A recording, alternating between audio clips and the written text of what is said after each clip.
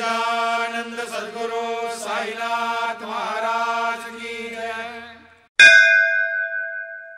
எனது பிறப்பு அர்த்தமுள்ளதாக மாறியது. இறைவனின் திருவடிகளை பெற்றேன். எனது உணர்வுகளை அறிந்து என் வார்த்தை மீது நம்பிக்கை வைத்தார். வேறு எவருக்கும் அந்த மதிப்பு கிடைக்கவில்லை. அமைதியற்ற பக்தருக்கு மட்டுமே கிடைத்தது. தாசன் கூறுகிறான், உணர்ச்சி பசி கொண்டவன் அது அவனுக்கே சாதகமாக உள்ளது. श्री सच्चिदानंद सद्गुरु साईनाथ महाराज की जय। ஒருவரின் லாபம் இன்னொருவருக்கு வயிறு எரிகிறது. மூன்றாம் அவன் வாய்விட்டு சிரிக்கிறார்.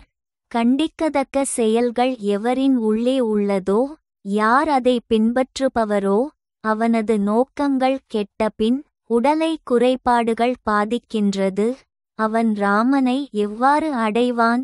உனது குறைபாடுகளைக் கண்டறிவாய். இல்லையெனில் உன் வாழ்க்கை பயனற்ற சுமையாக மாறும். श्री सच्चिदानंद सद्गुरु साईनाथ महाराज की जय।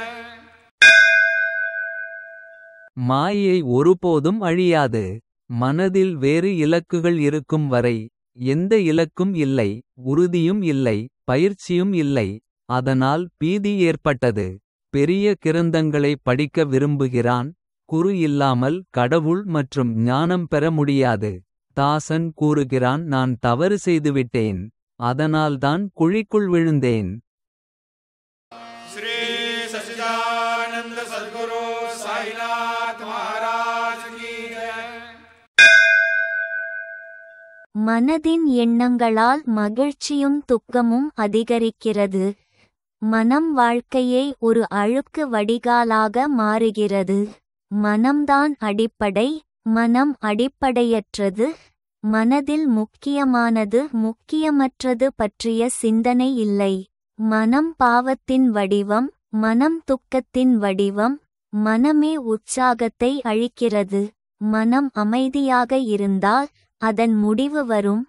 அப்போதுதான் மனம் ஜெயமில்லாது இருக்கும்.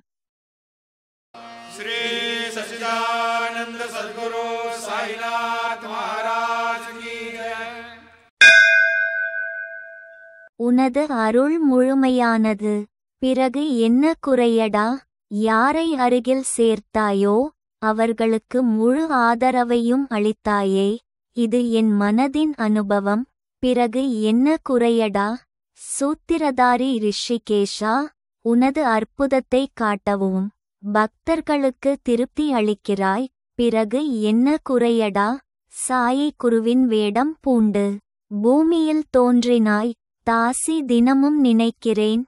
பிறகு என்ன குறையடா? श्री